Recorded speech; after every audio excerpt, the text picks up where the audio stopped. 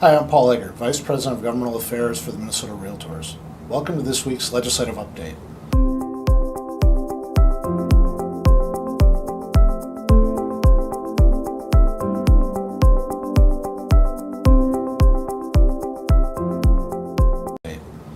This is also the last legislative update of the 2018 session because the legislature has to adjourn for the year by Monday.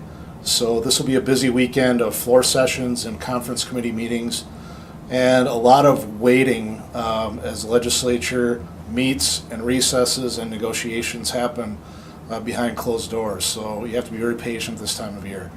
We have several updates to share as they head into the final weekend. I want to start with the Property Assessed Clean Energy Loan, or PACE loan, consumer protection bill that we've been working on all session long with a number of coalition partners. On Monday, the House passed the bill 123-0 and sent it to the governor for his consideration, so that's great news.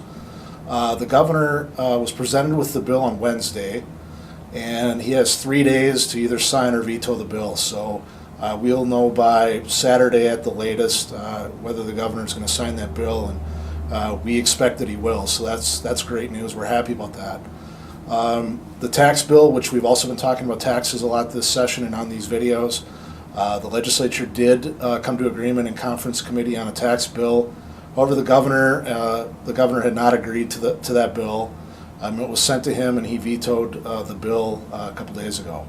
So that means that right now there isn't a tax bill.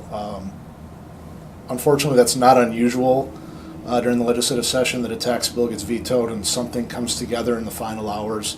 So we'll have to wait and see what develops before Sunday at midnight. The other kind of big piece of legislation that's currently in conference committee is the Omnibus Supplemental Finance Bill, which we've talked about the last couple of weeks. And that bill is close to being finalized, and then negotiations between the House and the Senate leadership and the governor will begin in earnest on the different provisions in the bill.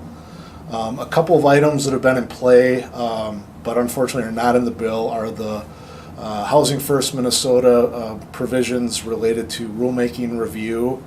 This is trying to get a handle on the costs associated with state government rulemaking as they relate to the cost of housing, and the appropriation for Project Build, which would have provided some resources to encourage students to consider careers in the construction trades, which we desperately need more people to consider that career path.